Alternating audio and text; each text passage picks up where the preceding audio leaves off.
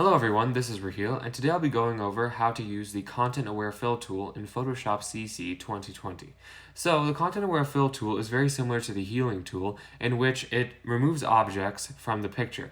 Now, I'll demonstrate how to use the Content Aware Fill tool on this road sign here. So I can just zoom in and see the road sign here, and all I need to do to remove it is select it. You can select it any way you want, but I'll just use the lasso tool and I'll just draw an outline. And all I have to do is select the layer that I will be removing this object from, which is the main layer. And I have to go into Edit and press Content Aware Fill. Then I'll bring up this workspace. It'll show you a before picture and after picture. So there's many tools you can use to refine your selection. So we have the regular brush tool, which you may be familiar with, that was in Lightroom.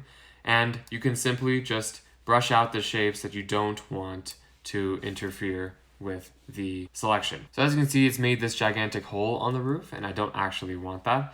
So I'm simply just going to deselect any objects and see if that fixes anything. And let's remove this selection. And I think we got the desired results. We can probably fix this up a little further, but I think this is what the Content Aware tool is going to do for us so far. You have more settings over here, but we're not going to be covering those in this video. This is just the basics.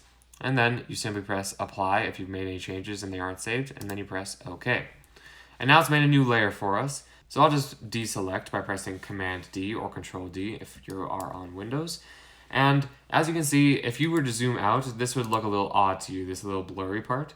So what we can do to fix this is we can use the Content Aware Fill tool and another selection together. So I'll use the lasso tool again, and essentially I want to just remove this blurry part. By doing that, I could actually add another bush here and make it look quite natural. So I'll just select a part of this bush and then press Command C or copy. And then I'll go into the layer with the Content Aware Fill, and then I'll press Command V. As you can see, the selection has come over. Then I'll just scale it up a little and then press in the check mark. As you can see, that's sufficiently removed the road sign from the view of the audience. And that's pretty much it to the Content Aware Fill tool. It's quite a basic tool, but it can be more advanced if you'd like it to. It gives you lots of customization. So be sure to check it out for yourself if you haven't already. If you did like this video, make sure to drop a like and subscribe if you'd like to see more content like this. See ya!